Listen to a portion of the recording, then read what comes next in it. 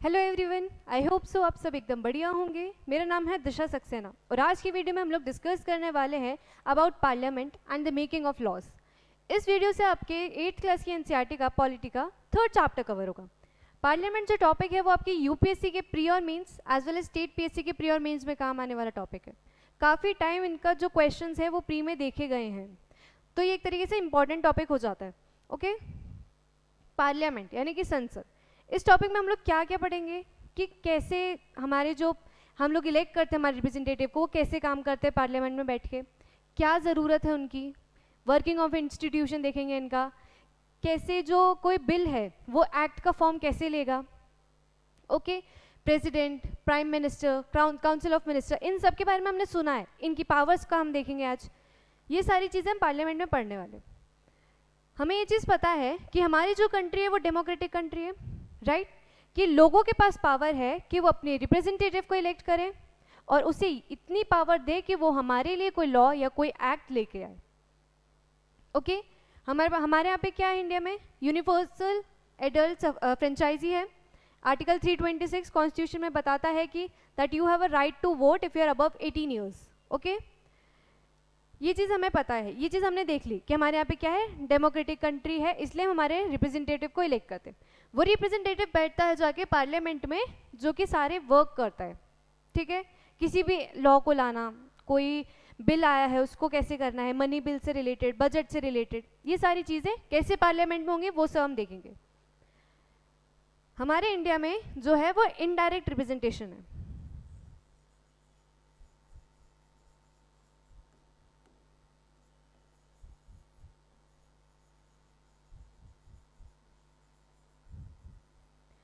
यानी कि हमारे यहाँ पे डेमोक्रेसी तो है, ओके, लेकिन वो किस फॉर्म की है, इनडायरेक्ट रिप्रेजेंटेशन है। ये तो नहीं है ना कि हम ही खुद जाके पार्लियामेंट में बैठ रहे हैं हमारे लिए लॉ बना रहे हैं, या स्टेट लेजिस्लेचर में बैठ के हमारे लिए लॉ बना रहे हैं, ऐसा तो नहीं है ना। हम क्या कर रहे हैं, हमारे किसी रिप्रेजेंटेटिव को इलेक्ट करते हैं, उसे पावर देते हैं कि आप हमारे लिए लॉ बनाइए, हमारे लिए ये चीज़ें लाइए। ओके, तो कौन से तरीके का हो गया डेमोक्रेसी, इनडायरेक्ट रिप्रेजेंटेटिव।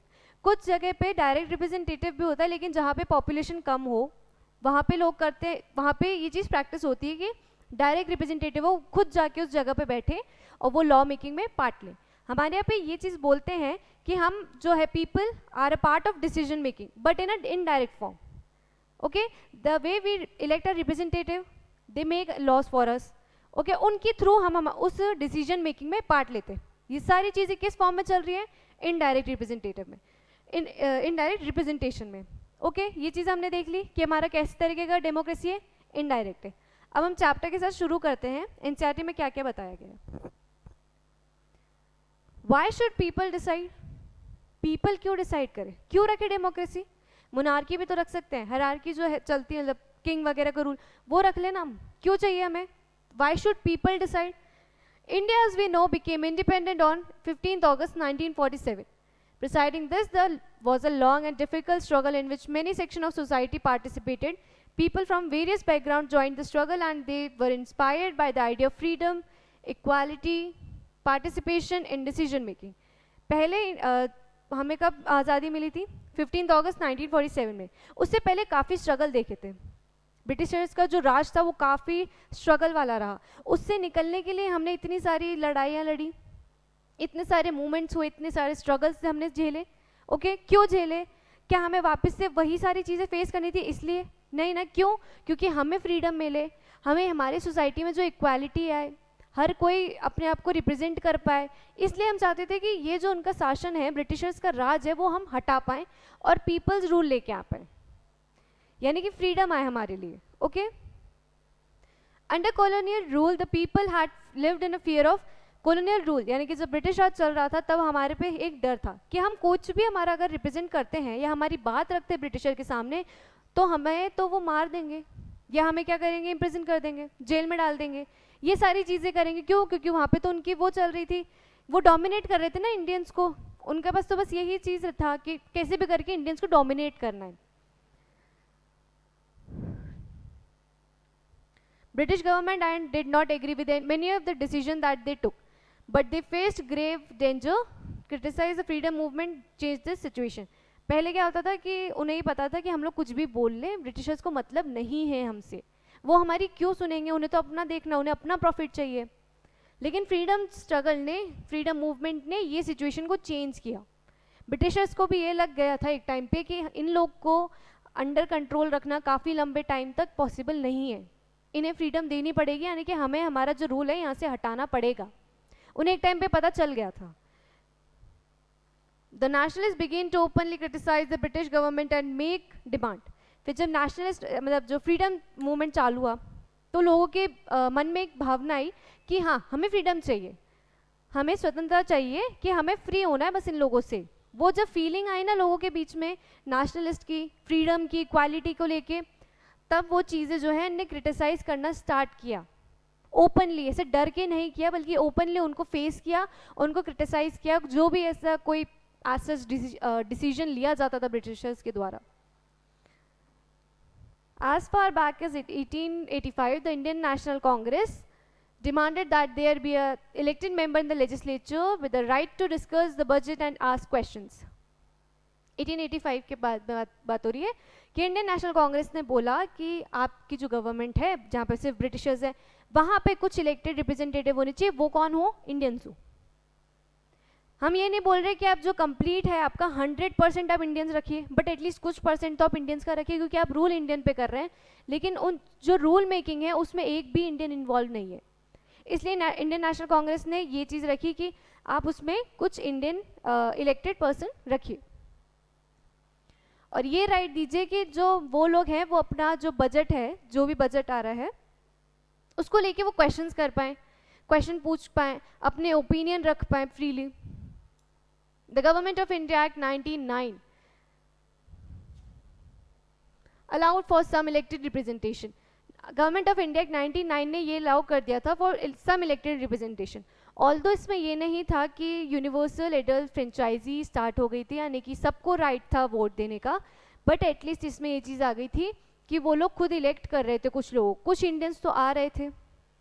पहले इतना ज़्यादा नहीं था राइट टू वोट का, कुछ के पास ही राइट बस वोटिंग का राइट था, सिर्फ कुछ के पास ही ये चीज़ें आ रही थी। लेकिन 99 में कुछ लोग रिप्रेजेंटेशन में, यानी कि हमारे रूल मेकिंग में इंडियन आ गए थे। While these early legislature under the British government were in response to the growing demand of the nationalists, they did not allow for all adults to vote. Nationalist की feeling तो आ गई थी, ठीक है, early legislature government ने response करना start कर दिया कि अब यहाँ पे जो फीलिंग है वो बढ़ रही है, लेकिन हम जो करेंगे अलाउ नहीं कर रहे अभी भी अडल्ट को वोट करने के लिए। वही कि हर किसी को वोटिंग राइट अभी भी नहीं दिया गया था इसके बाद भी, जबकि कुछ इलेक्टेड रिप्रेजेंटेटिव थे इंडिया के वहाँ पे। Nor could people participate in decision making the way people are involve in decision making at presently, उस टाइम पे नहीं था। The experience of colonial rule was, as well as the participation of different people in the struggle for freedom, left little doubt in the mind of the nationalists that all persons in independent India would be able to participate in making decision.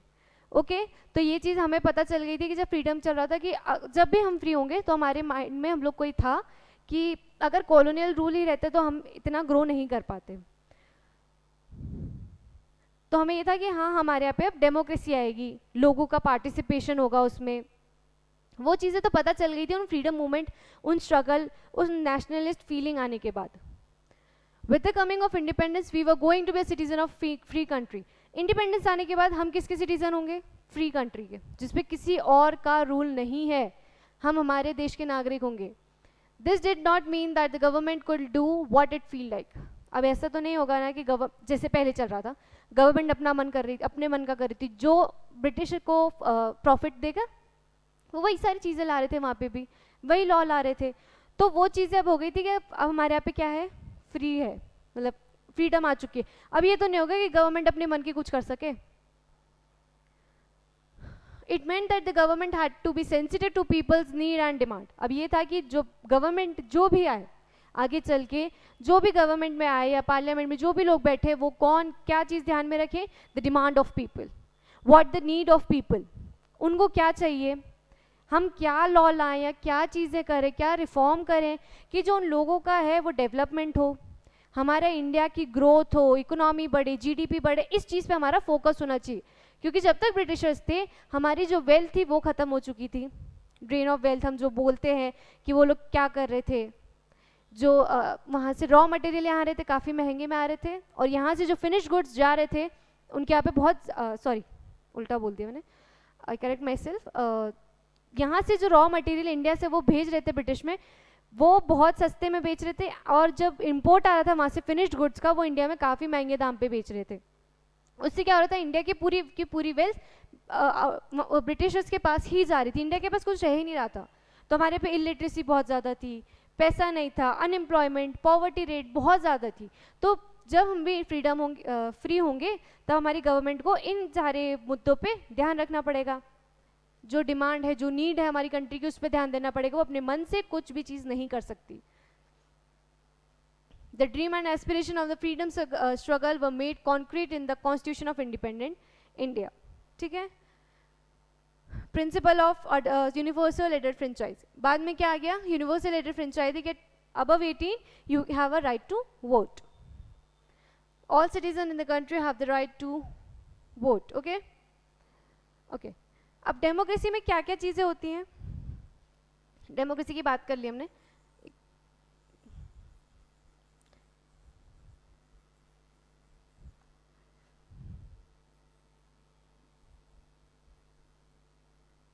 Consent of citizen होगा, अगर democracy है तो वहाँ पे consent of citizen होगा, यानी कि लोगों की जो है मन की बात देखी जाएगी कि वो कौन चाहते हैं रिप्रेजेंटेटिव बने। Election, consent of citizen, participation,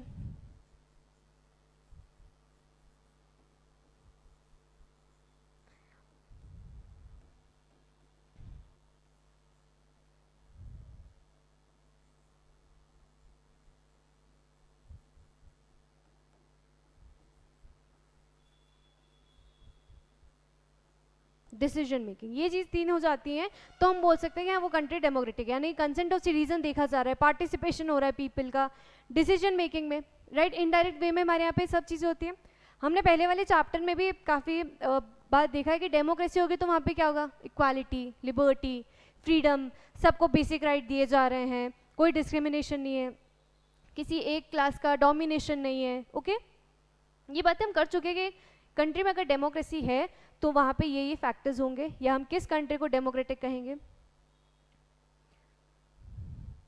people and their representatives, they take off point for a democracy is the idea of consent, that is the desire, approval and participation of the people.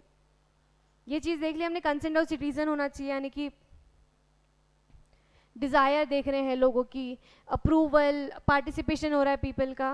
Okay, it is a decision of the people that creates a democratic government and decides about it functioning. Public का decision है, people का decision है कि कौन सी government function करेगी उस time पे। The basic idea in this kind of democracy is that individual or the citizen is the most important person, and that is principle the government as well as other people, other public institution need to have to trust to these citizens. Basic idea क्या हो गया democracy का कि individual और citizen is a important person. क्योंकि क्यों हैं ये लोग इम्पॉर्टेंट पर्सन, अगर ये लोग किसी के बहकावे में आके किसी को भी वोट करेंगे तो वो भी गलत होगा, क्योंकि गलत पार्टी आ सकती है, गलत रूल करने वाले लोग आ सकते हैं। तो ये एक तरीके से इम्पॉर्टेंट लोग हो गए कि इन्हीं का वोट तो है जो डिपेंड करेगा कि हमारे यहाँ पे आगे कौन जो है रूल करने वाला है, या किसका जो है पूरा शासन चलेगा उस टाइम पे। How does the individual give approval to the government. NCERT में से बहुत छोटे छोटे क्वेश्चंस दिए जाते हैं, वही वैसा ही एक क्वेश्चन दिया है, how does the individual give approval, कैसे का जो इंडिविजुअल अप्रूवल देखता है किसी भी गवर्नमेंट को। सबसे पहला वे तो इलेक्शन होता है, right.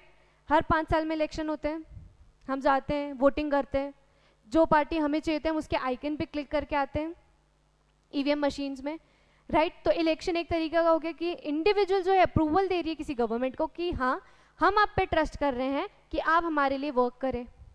Okay, The parliament, which is made up of all representatives together, controls and guide the government. Parliament किससे बना है, हर रिप्रेजेंटेटिव से बना है जो कि इलेक्ट हो रहा है किसी भी एक कॉन्स्टिट्यूएंसी से। Together and control guides the government. In this sense, people through their chosen representative form the government and also control it. Constituency का मतलब क्या होता है वो हमने जब स्टेट गवर्नमेंट पढ़ा था तब भी हमने देखा था। डिलिमिटेशन कमीशन मैंने तब भी बताया था, फिर मैं एक और बार आपको बता देती हूँ। एक कोई एरिया है, ओके, इसको छोटे छोटे पार्ट्स में डिवाइड कर दिया जाता है।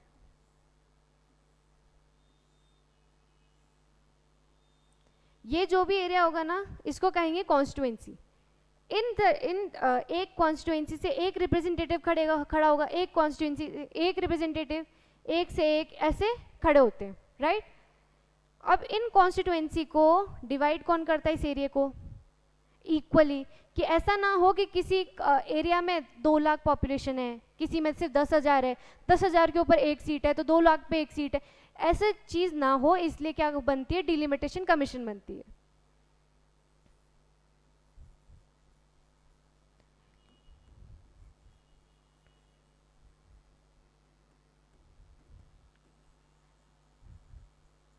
डिलिमिटेशन कमीशन बनती है जो कि कॉन्स्टिट्यूएंसी को डिवाइड करने का काम करती है।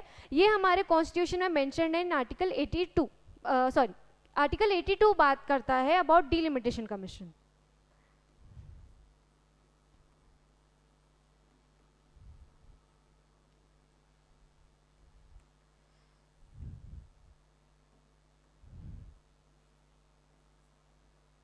ओके, अब जैसे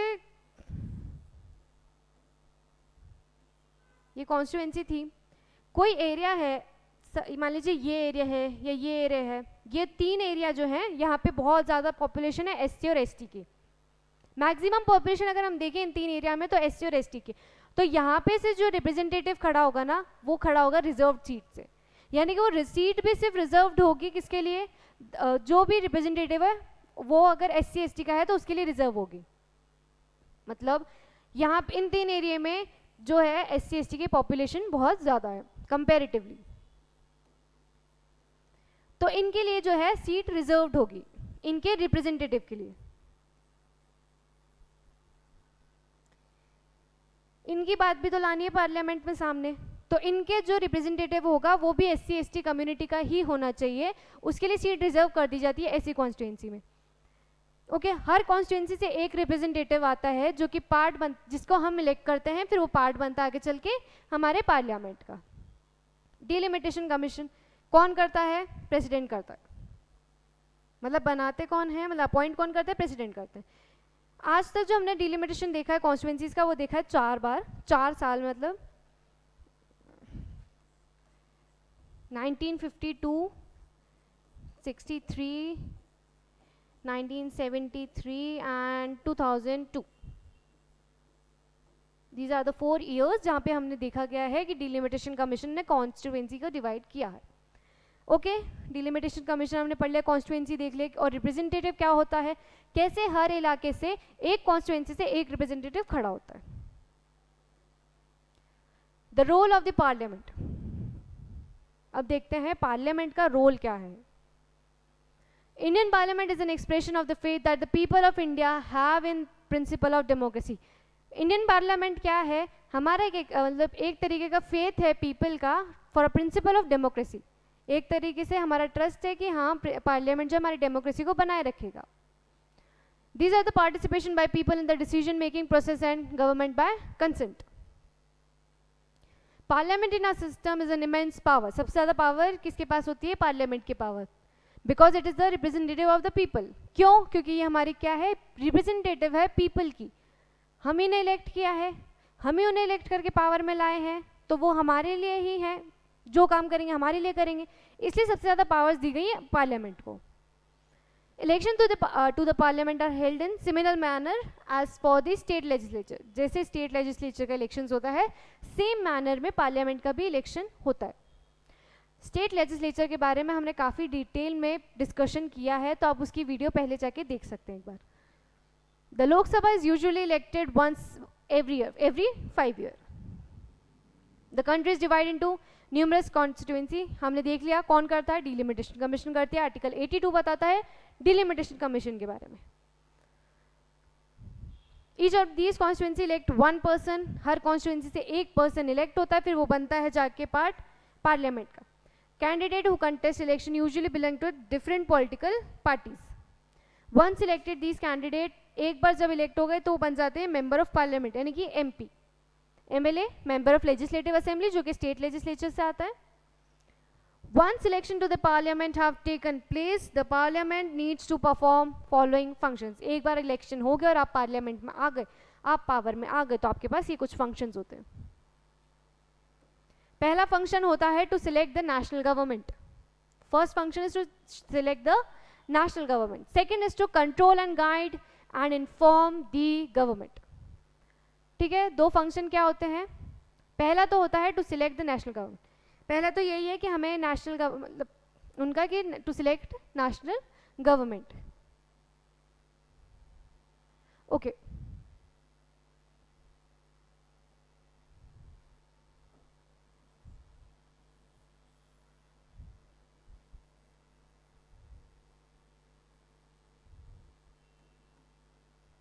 थ्री लेवल्स होते हैं हमारे यहाँ पे पार्लियामेंट, उसमें भी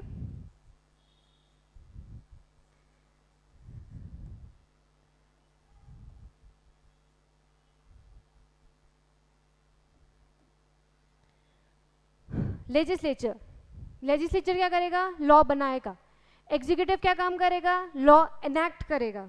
जुडिशरी क्या काम करेगा, इन दोनों पे चेक रखेगा कि ये लोग जो भी काम कर रहे हैं वो कॉन्स्टिट्यूशन के अंडर कर रहे हैं कि नहीं. बैलेंस बनाने के लिए जुडिशरी का काम होता है. ठीक है, मेनली जो है पार्लियामेंट वो लेजिस्लेचर के पार्ट में आती है टू मेक लॉज.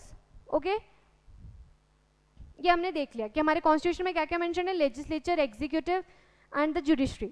ये तीन लेवल पे जो हमारा काम चलता है पूरा.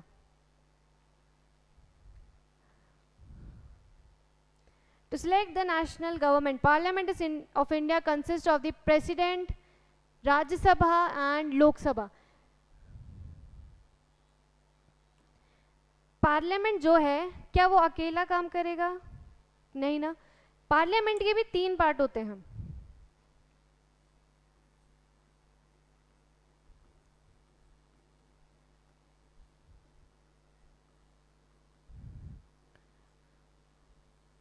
Lok Sabha, Rajya Sabha as well as president. President जो है वो किसी पार्टी का मेंबर नहीं होता, तो वो लोकसभा और राज्यसभा का भी मेंबर नहीं होता, वो एक अलग ही होता है. अगर फॉर एग्जांपल यहाँ से कोई बिल ओरिजिनेट हुआ है, लोकसभा ने कोई बिल लाया है, तो वो पास होगा पहले राज्यसभा पे. राज्यसभा सब उसे अप्रूव कर देगी, वो वापस फिर वो जाएगा प्रेसिडेंट के पास. जब तक प्रेसिडेंट उसे अपना असेंट नहीं देंगे तब तक वो बिल एक्ट में कन्वर्ट नहीं होगा. तो ये चीज़ हो जाती है कि पार्लियामेंट अकेला सिर्फ इन दोनों से मिलके नहीं बना है, राज्यसभा और लोकसभा से. President is also a part of parliament, क्योंकि प्रेसिडेंट क्या है, किसी भी पॉलिटिकल पार्टी का मेंबर नहीं होता है, इसलिए इन दोनों के साथ प्रेसिडेंट को हम पार्लियामेंट का मेंबर मानते हैं.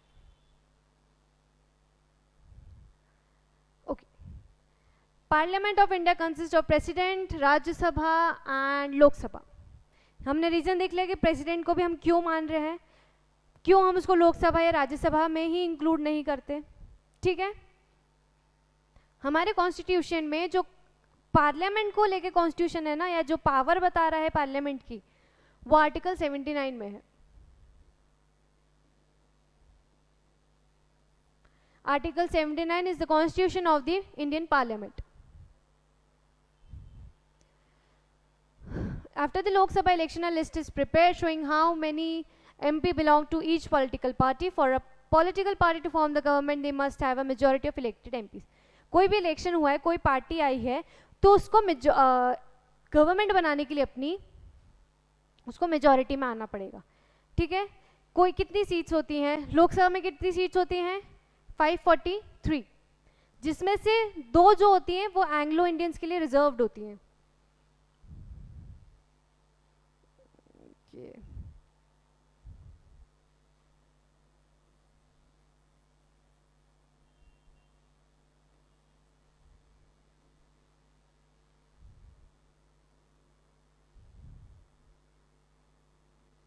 जिन्हें नॉमिनेट किया जाता है. सीट कितनी है लोकसभा में 543. दो सीट्स कितनी है? 5, 2 सीट्स रिजर्व कर दी ने एंग्लो इंडियन के लिए। ऑल्दो अगर हम अब करंट में देखें ना सिचुएशन क्या है, तो ये जो सीट्स रिजर्व्ड है ना वो अब नहीं है, मतलब अब ऐसा प्रोविजन नहीं है कि आपको 2 सीट्स रिजर्व करके रखनी है फॉर एंग्लो इंडियन। यानी कि 2 सीट रिजर्व का मतलब है कि 2 लोग नॉमिनेट होंगे लोकसभा में, एंग्लो इंडियंस होंगे वो। क्यों क्या कैसे हटा? कॉन्स्टिट्यूशनल अमेंडमेंट एक्ट ऑफ 104, इसके थ्रू ये प्रोविजन जो है डिलीट हो चुका है। अब ऐसा प्रोविजन नहीं है कि 2 एंग्लो इंडियन होंगे हमारे। 104 से जब SC ST का जो रिजर्वेशन है और 10 साल के लिए जब बढ़ाया गया था, एट द सेम टाइम जो ये प्रोविजन है 2 सीट ऑफ एंग्लो इंडियन वो भी हटा दी गई थी।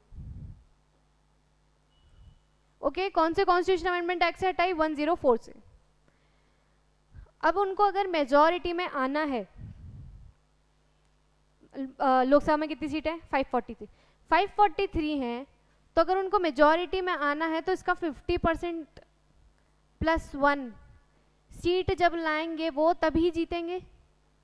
543 का 50% ले लें हम, तो हम अप्रॉक्स ले लेते 272 सीट्स आपके पास या उससे ज़्यादा जब होंगी तभी वो पार्टी जो है एक अपना गवर्नमेंट बना पाएगी। ठीक है, to have a majority party should have at least the half number. 543 का हाफ नंबर उनके पास एटलीस्ट होना चाहिए, 273 मेंबर और मोर।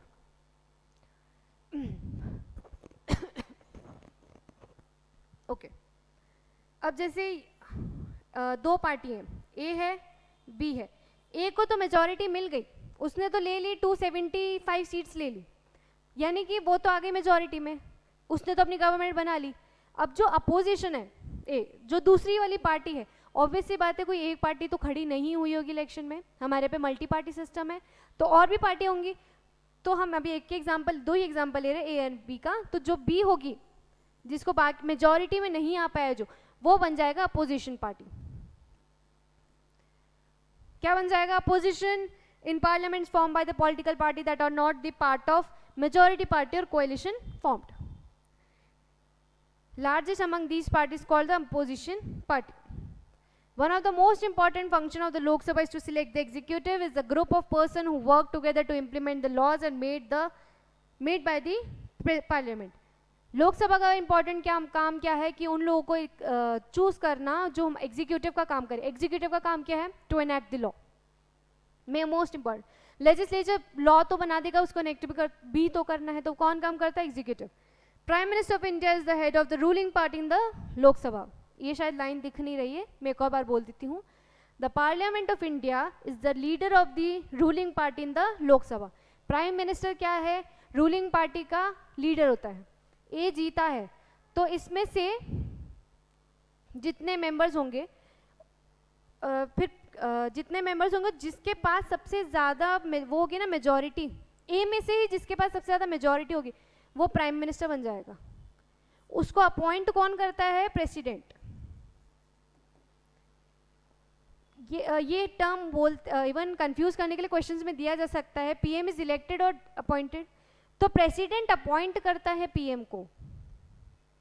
इलेक्ट हमने कर दिया, पर तब वो एज अ मिनिस्टर इलेक्ट हो रहे थे, बट फिर बाद में जब हमने पूरी पार्टी का लीडर भी तो एक चाहिए होगा पूरी इस पार्टी को कंट्रोल करने के लिए।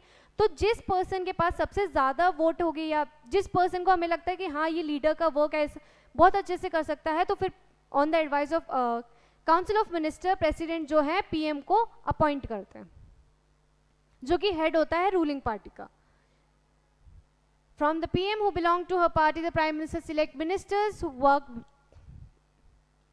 ठीक है, फिर जो प्राइम मिनिस्टर है वो सब लिस्ट बना देगा कि ये पर्सन इस मिनिस्ट्री में जाना चाहिए, पर्सन इस मिनिस्ट्री में जाना चाहिए। तो उन जो मिनिस्टर को अपॉइंट करने का काम है ना, वो भी कौन करता है? प्रेसिडेंट करता है।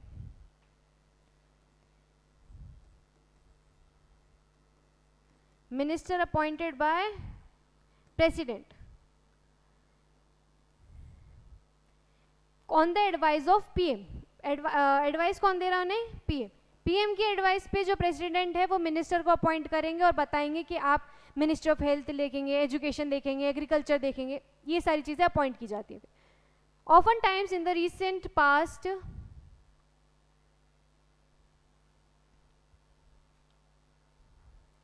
काफ़ी टाइम से पास में हम लोग जब पहले का जब सिनारियो देखें तो बहुत ज़्यादा डिफिकल्ट है for a single party to get a majority.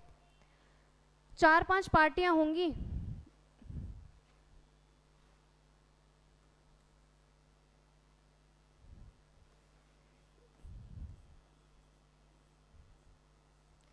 ABCD कोई 4 पार्टी है, ठीक है. मैं एज एन पूरा अप्रॉक्स नंबर ले रही हूँ, मैं कोई कैलकुलेशन करके नहीं ले रही, मैं डायरेक्ट 543 सीट्स हैं. ए ने जीत ली 100, बी ने जीती सिर्फ 50, सी ने जीत ली 150 और डी ने जीत ली 180 सीट. ठीक है, मैं कैलकुलेशन नहीं कर रही, पता नहीं हो भी रहे 543 की नहीं. मैं एक बस बात बता रही हूँ आपको. अभी इधर पे किसी को भी क्लियर मेजॉरिटी नहीं है किसी भी पार्टी को, तो क्या करेंगे? क्या कोई पार्टी नहीं आएगी या कोई गवर्नमेंट नहीं बनेगी किसी की? तो क्या होगा? अब देखा जाए तो ए और अगर बी मिल जाए, ए और डी मिल जाए, तो इन दोनों की एक पार्टी बन सकती है जो कि मेजॉरिटी में होगी. 280 सीट्स, 273 आपको चाहिए होती है, तो आपकी आ जाएंगी, आप तो इजीली उसमें आ जाओगे मेजॉरिटी में. अगर ए और डी हाथ मिला लो, कोएलिशन कर ले, अपनी पार्टीज को मर्ज कर ले, कोएलिशन गवर्नमेंट बना ले, तो फिर वो लोग मेजॉरिटी में आ सकते हैं और अपनी गवर्नमेंट ला सकते हैं पार्लियामेंट में. वही बात है, they join together with different political parties who are interested in similar concern to form a coalition government. अब इधर पे ए और डी का अगर सेम कंसर्न है ना, यानी कि दोनों का सेम ऑब्जेक्टिव हम है, तो दोनों एक पार्टी बन जाएंगे. फिर अलग अलग नहीं देखे जाएंगे, फिर एक पार्टी बन जाएंगे. तो इन दोनों के पास तो फिर आज टोटल हम देखें तो 280 सीट्स हो गई, ये तो मेजॉरिटी में आ गए. ऐसे क्या करती है पार्टियां, अगर सेम कंसर्न है तो ज्वाइन हो जाएंगी और कोएलिशन गवर्नमेंट बना लेंगी. द राज्यसभा, यहाँ पे अभी तक हमने देखा था लोकसभा का एग्जाम्पल था, अब हम देखते हैं राज्यसभा का. Rajya Sabha functions primarily as the representative of the state of India. Rajya Sabha जो है रिप्रेजेंटेटिव ऑफ स्टेट है. एक मिनट,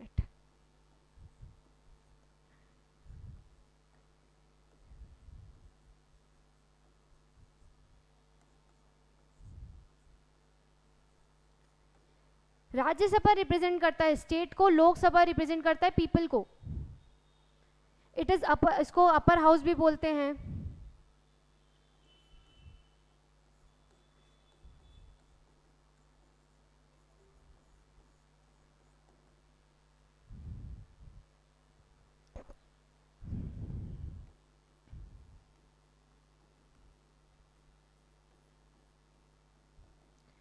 लोकसभा को लोअर हाउस, राज्यसभा को upper house. It doesn't means कि अगर राज्यसभा को अपर हाउस बोल रहे हैं तो यानी कि राज्यसभा के पास पावर्स बहुत ज़्यादा हैं, बट एक बस वो बोला गया है क्योंकि they are representing state and they are just representing people, that's why lower house.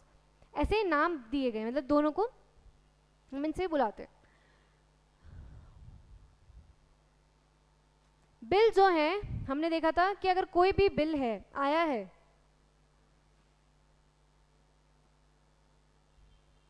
कोई बिल आया है, बिल किसी ने वो करा है, ओरिजिनेट हुआ है आइदर फ्रॉम लोकसभा और राज्यसभा. ओके, लोकसभा का एग्जांपल लेते हैं बस. लोकसभा ने जो है उसको ओरिजिनेट किया. अब इसको जो है एक्ट बनने के लिए पहले राज्यसभा से भी अप्रूव होना पड़ेगा, राज्यसभा के बाद इसको प्रेसिडेंट से भी असेंट आना चाहिए, तब जाके ये एक्ट का फॉर्म लेगा. कोई बिल कैसे एक्ट बनता है कि उसे लोकसभा से पास हुआ, राज्यसभा ने उसे कंसेंट दिया, उसे अपना अप्रूवल दिया, प्रेसिडेंट ने उसे अपना असेंट दिया, फिर जाके वो एक्ट बनता है.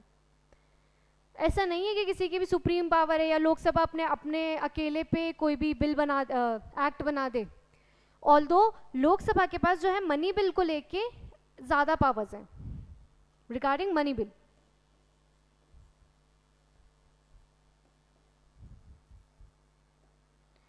Regarding money bill, Lok Sabha has more power comparative to Rajya Sabha. Money bill जो है सिर्फ लोकसभा में ओरिजिनेट हो सकता है, उसे सिर्फ लोकसभा इंट्रोड्यूस कर सकती है. यहाँ से बन जाएगा, ओरिजिनेट हो जाएगा, लेकिन ऐसा नहीं है कि ये डायरेक्ट यहाँ जाएगा, नहीं, ये जाएगा पहले राज्यसभा पे ही, फिर राज्यसभा से वापस आता है लोकसभा पे, फिर जाता है ये प्रेसिडेंट पे. कैसे जाता है? लोकसभा ने बिल बनाया, उसे भेजा राज्यसभा के पास. राज्यसभा के पास है 14 दिन, 14 डेज का टाइम है. 14 डेज के अंदर अंदर उसे या तो असेंट देना होगा, या तो अपना जो है ओपिनियन या अमेंडमेंट उसे चाहिए उस बिल में, तो वो बताना होगा. अगर उसने 14 दिन में ये चीज़ नहीं बताई और वापस से उसे लोकसभा में नहीं भेजा, तो लोकसभा के पास ये पावर है कि वो समझ ले कि हाँ राज्यसभा ने उस बिल को पास कर दिया है.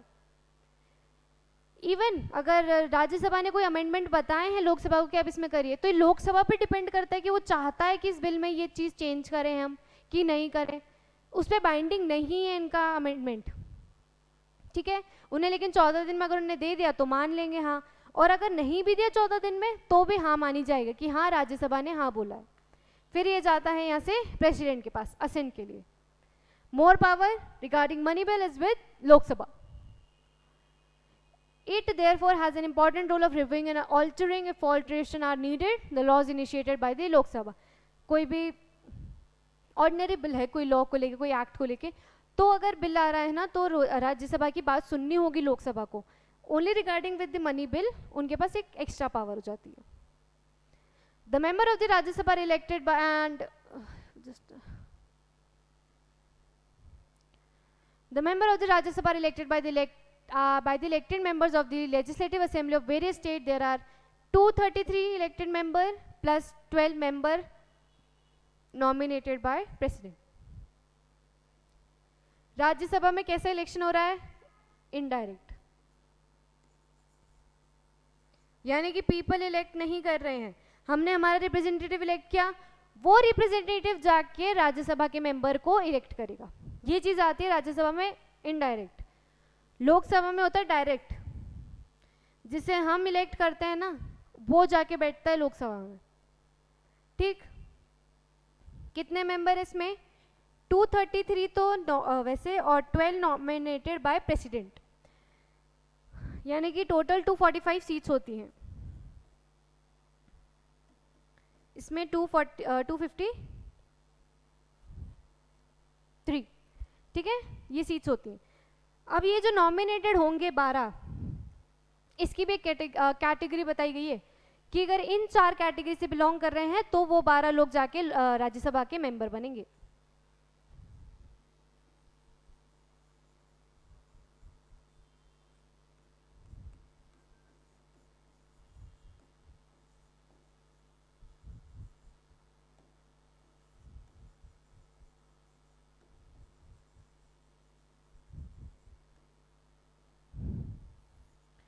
ये 4 category, literature, art, science and social service, अगर इन फील्ड में उनका कोई कंट्रीब्यूशन है तो वो 12 लोग नॉमिनेट होंगे by president for Rajya Sabha seats.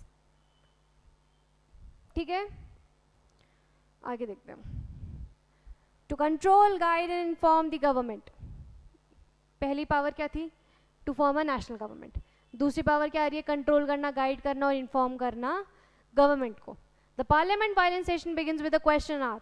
Parliament कैसे स्टार्ट होता है? क्वेश्चन आवर से. क्वेश्चन आवर क्या होता है कि जो मिनिस्टर होते हैं ना, कोई भी बिल है या कोई बजट है, किसी भी चीज़ पे बिल है, उस पे मिनिस्टर जो है क्वेश्चन कर सकते हैं, अपना ओपिनियन रख सकते हैं. We have a right to speech, we have a right to express. In that same, what is the question hour is to express your opinion, is to ask questions to the ministers of the majority party. Mainly करती है opposition party. Shortcomings को alter करना. सबके जब हम opinion जानते हैं ना तो हर किसी का एक अलग व्यू होता है किसी चीज़ को देखने का. जो बहुत ही कॉमन एग्जांपल है, एक ग्लास में पानी भरा हुआ है, आधे लोगों को लगेगा उसमें आधा पानी है, तो आधे को दिखेगा कि उसमें पानी तो है, आधा खाली है, आधों को दिखेगा आधा पानी है.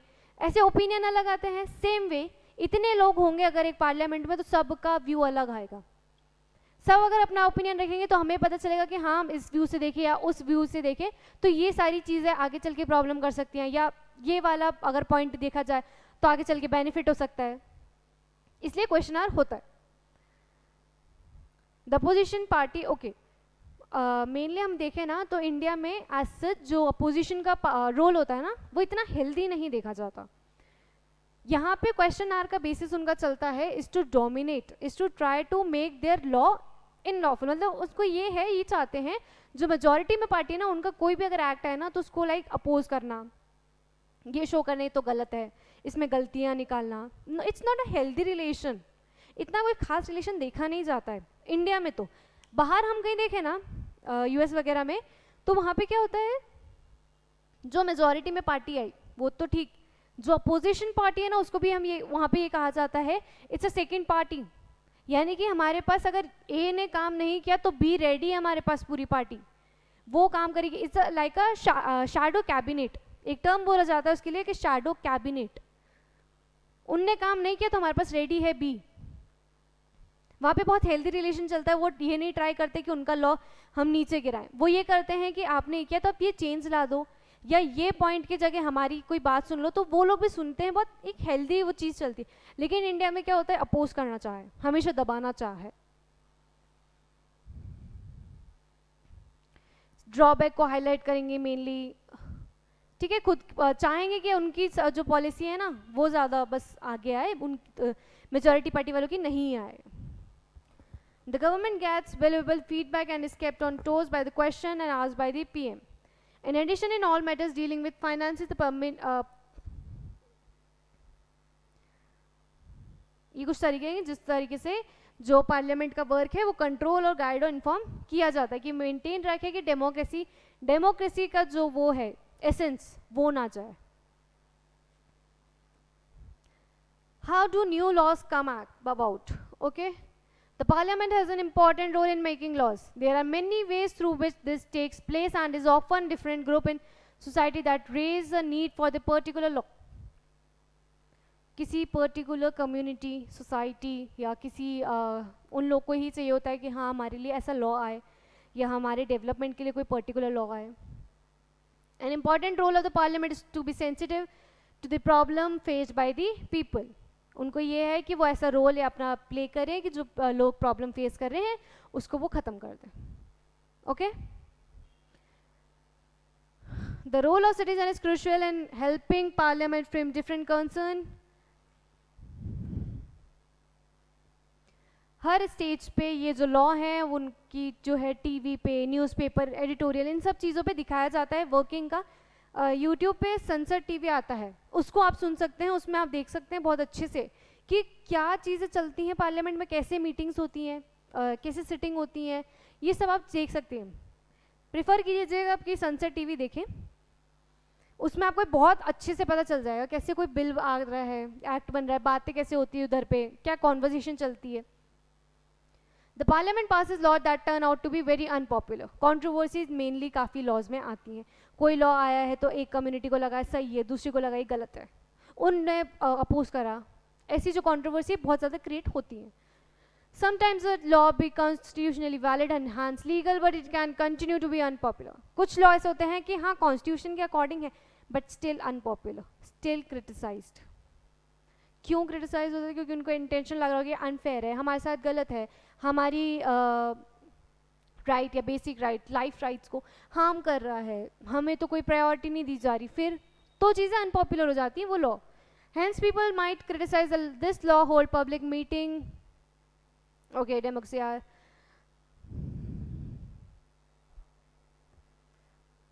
तो हमारे पे क्या होता है, ऐसी चीज़ों में प्रोटेस्ट होते हैं, रैलियाँ निकलती है ना लोगों की, काफ़ी देखिए न्यूज़पेपर में आर्टिकल्स आएंगे, लोग ट्वीट करेंगे, इवन यूट्यूब पे वीडियोस डालेंगे, ये सारी चीज़ें आती हैं। फिर लोग अपोज करना स्टार्ट करते हैं कि आप बस इस लॉ को ख़त्म करिए, नहीं आ सकता ये, क्यों? क्योंकि ये हमें हार्म कर रहा है, हमारी कम्युनिटी को, हमारे रिलीजन को या हमारे XYZ किसी भी चीज़ को हार्म पहुँचा रहा है। एग्जाम्पल दिया है कि म्यूनसिपल लॉ आया कि use of space within municipal limits often making hawkings and street vending illegal. उनने बना दिया कि स्ट्रीट वेंडिंग जो है वो इलीगल है। No one will dispute the necessity for some rules to keep the public space open. अब उन्हें तो ये था ना कि ऐसे में तो कोई नहीं करेगा, ऑब्वियस बात है, अच्छा ही है, पूरी रोड जो है खाली हो जाएगी, लोगों के लिए ईजी हो जाएगा वॉक करना, व्हीकल को जाना, वे मिल जाएगा एक तरीके से, but still it was opposed.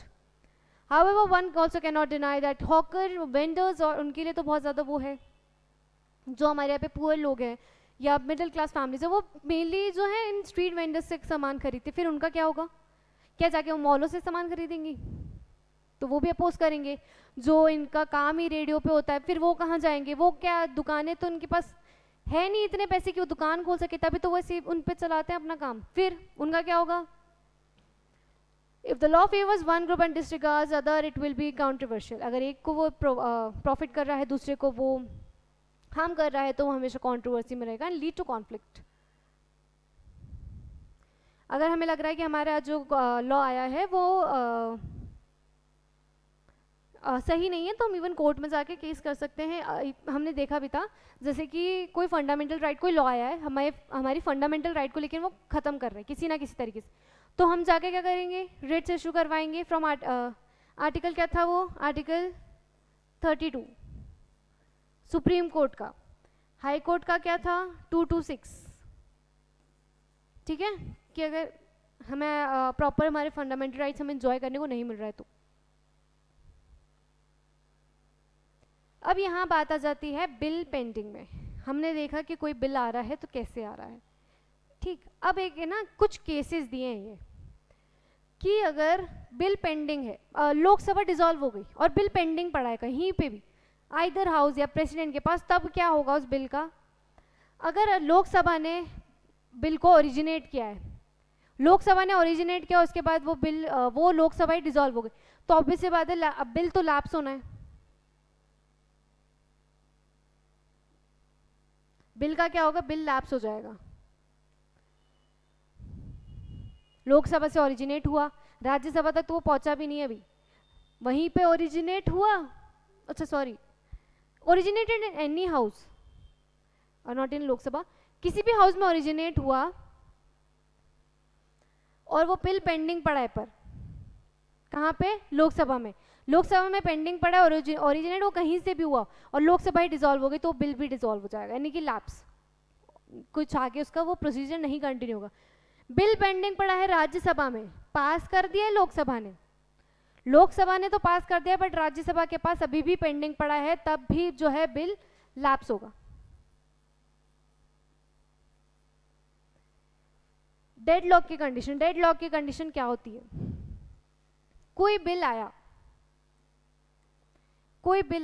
ठीक है, XYZ एनी बिल, लोकसभा ने पास कर दिया, राज्यसभा ने कुछ अमेंडमेंट दे दिए, ठीक है, इनने वापस से यहाँ भेजा और लोकसभा को अब एक्सेप्टेबल नहीं है, तो क्या हो गया, डेडलॉक की कंडीशन बन गई कि यार दोनों की सहमति नहीं बैठ रही उस बिल पे, दोनों एग्री ही नहीं कर रहे उस बिल पे. तब क्या होता है, जॉइंट सिटिंग आती है. हमारे यहाँ पे प्रोविजन है of joint sitting.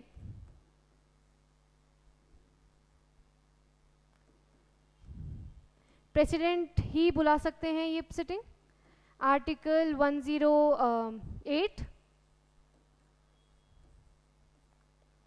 Joint sitting में क्या होगा, लोकसभा और राज्यसभा दोनों के लोग बैठेंगे, मेंबर्स बैठे जाएंगे एक तरफ और प्रेसिडेंट बुलाती है वो मीटिंग और फिर उनमें वोटिंग होगी उस बिल को लेके. ऑब्वियस सी बात है, बहुत ही मतलब एक चीज़ देखे कन्वेंशन सी कि क्या बनता है कि लोकसभा में मेंबर्स आता है, ऑब्वियस आता है उनके पास मेजॉरिटी होगी, मतलब लोकसभा को इजी होगा वो बिल पास करवाना वहाँ से. ठीक है, ये जॉइंट सिटिंग होती है, प्रेसिडेंट बुलाता है डेडलॉक की कंडीशन में. जॉइंट सिटिंग दो केस में नहीं बुलाई जा सकती. वो दो केस कौन से हैं, एक तो है मनी बिल,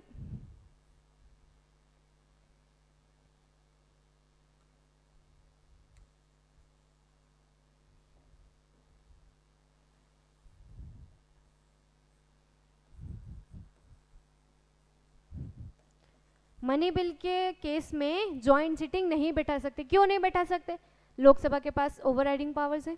राज्यसभा के पास आज सच कोई पावर नहीं मनी बिल को लेकर, दैट्स व्हाई इसमें जॉइंट सिटिंग नहीं होती है।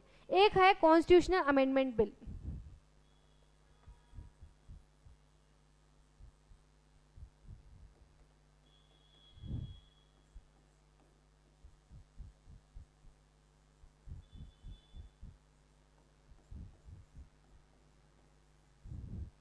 इन दो केस में किसी भी तरीके की जॉइंट सिटिंग नहीं होती, मतलब कोई प्रोविजन नहीं है हमारे कॉन्स्टिट्यूशन में इस चीज़ का।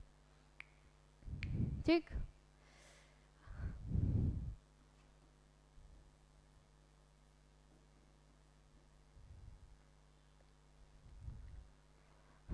अब डेडलॉक में देख लिया, तब क्या होगा, तो लैप्स नहीं होता है इस केस में नहीं, यानी कि प्रेसिडेंट ने पहले बुला ली है मीटिंग, जॉइंट सिटिंग की जो है पहले बुला ली लोकसभा के आने से पहले, और लोकसभा के डिसॉल्व होने से पहले उन्होंने बोल दिया कि जॉइंट सिटिंग होगी इस तारीख पे, और उस मॉडिफिकेशन के बाद जो है लोकसभा डिसॉल्व हुई, तो उस टाइम पे जो है बिल लैप्स नहीं होता है, जॉइंट सिटिंग होती है और उस पर निकलता है कोई ना कोई निर्णय। राज्यसभा में बिल पेंडिंग है, लोकसभा से अभी तक पास नहीं हुआ है तो भी लैप्स नहीं होगा, क्योंकि जब नई हाउस आएगी, नई गवर्नमेंट आएगी, तब वो उससे पास करवा लेंगे हम, तो तब तक वो लैप्स नहीं होता है। पास बाय दोनों हाउस ने पास कर दिया है, तो क्या वो बिल लेकिन प्रेसिडेंट का अभी तक असेंट नहीं आया, तब क्या होगा, बिल लैप्स, तब भी बिल लैप्स नहीं होगा। फिर अब आई बात, दोनों हाउस ने बिल पास कर दिया है, प्रेसिडेंट के पास है अभी, और प्रेसिडेंट ने लेकिन रिकंसिडरेशन के लिए भेज दिया उसको, तब भी बिल लैप्स नहीं होगा। रिकंसिडरेशन के लिए प्रेसिडेंट को लगता है कि इस बिल में ये चेंजेस आने चाहिए, ये अमेंडमेंट आना चाहिए, तो वो रिकंसिडरेशन के लिए भेज देता है आइदर हाउस, जहाँ से भी वो आया हो वहाँ पे वो भेजेगा कि आप ये चेंजेस करिए। अगर वो सेम बिल वापस आता है प्रेसिडेंट के पास तो उसे अपना असेंट देना पड़ता है। ऐसे केस में भी जो है बिल जो है लैप्स नहीं होता। ठीक है, तो ये कुछ चीज़ें थी हमने देखी, कुछ एक्स्ट्रा पॉइंट्स मैंने आपको बताए, वो सब हमने ऑलमोस्ट डिस्कस कर लिया है कि पार्लियामेंट क्या है, कैसे लॉ बनता है, बिल को लेके क्या प्रोविजन है, जॉइंट सिटिंग क्या है, कंपोजिशन क्या है राज्यसभा का, ये सब हमने देख लिया है। इसके आगे के बारे में प्रेसिडेंट, प्राइम मिनिस्टर, इनके बारे में हम नेक्स्ट चैप्टर में डिटेल में डिस्कस करेंगे। So I hope so I was clear with my explanation. ये चैप्टर जो है वो यहीं एंड होता है। Thank you so much.